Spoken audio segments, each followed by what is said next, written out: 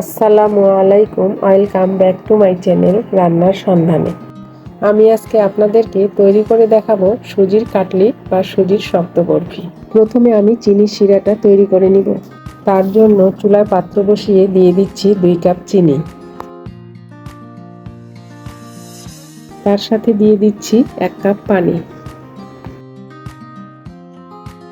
এখন চিনিটা নেড়ে চেড়ে জাল করে নিব। চুলার আঁচ মিডিয়ামে রেখে চিনির শিরাটা তৈরি করব। চিনির শিরায় বলক চলে আসার পরেও আরও 2 থেকে 3 মিনিট জাল করে নিতে হবে। শিরাটা হয়ে গেছে, এখন নামিয়ে এক সাইডে রেখে দিচ্ছি। এখানে আমি 2 কাপ সুজি নিয়েছি। এখন সুজিটা নেড়ে চেড়ে ভেজে নিচ্ছি।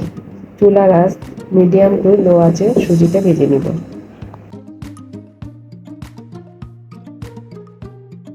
সুজিটা আমি 10 থেকে 12 মিনিটের মতো হালকা ব্রাউন কালার করে ভেজে নিব।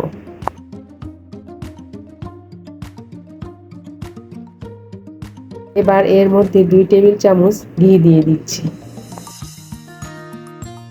এখন সুজির সঙ্গে ঘিটা ভালোভাবে মিশিয়ে নিতে হবে।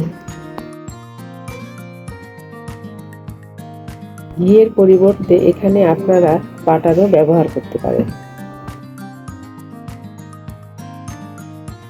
সুজিটা নেড়ে চেড়ে ঝুরঝুরে করে নিতে হবে।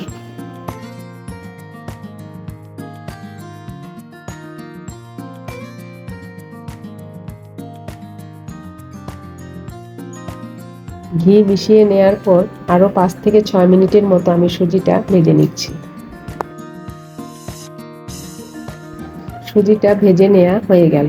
এখন এর মধ্যে দিয়ে দিচ্ছি আগে থেকে তৈরি করে রাখা চিনির শিরাটা। এটা ঢেলে দিচ্ছি।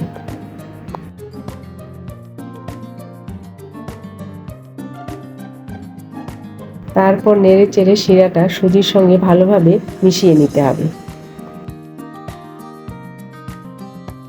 এবার চুলার আঁচ মিডিয়াম করে দিয়ে অনবরত নাড়তে হবে। শিরাটা ভালোমতো শুকিয়ে একটা আঠালো ভাব চলে আসা পর্যন্ত।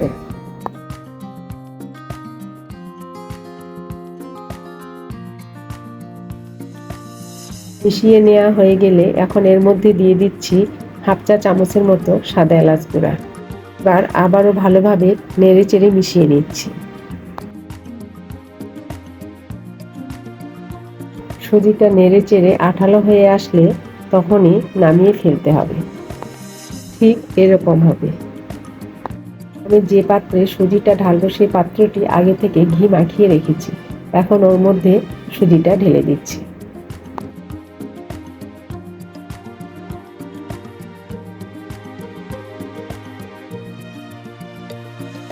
তারপর সুজিটা গরম থাকতে থাকতে এভাবে চারিদিকে ছড়িয়ে দিতে হবে। এটা খুব দ্রুত জমে যায়, তাই এই কাজটা খুব তাড়াতাড়ি করতে হবে।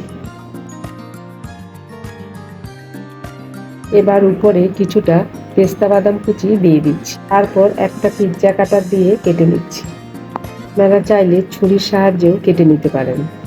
এটা গরম থাকা অবস্থায় কেটে নিতে হবে। আমি সুজির কাটলিটা স্কোয়ার শেপে কেটে নিচ্ছি। আপনারা আপনাদের পছন্দ মতো যে কোনো শেপ দিয়েই কেটে নিতে পারেন। তারপর আমি 30 মিনিট রেখে দেব। 30 মিনিট পর কাটলিটা আমি তুলে দেখাচ্ছি। দেখেন কতটা শক্ত হয়েছে। আশা করছি আজকের রেসিপি আপনাদের কাছে ভালো লাগবে।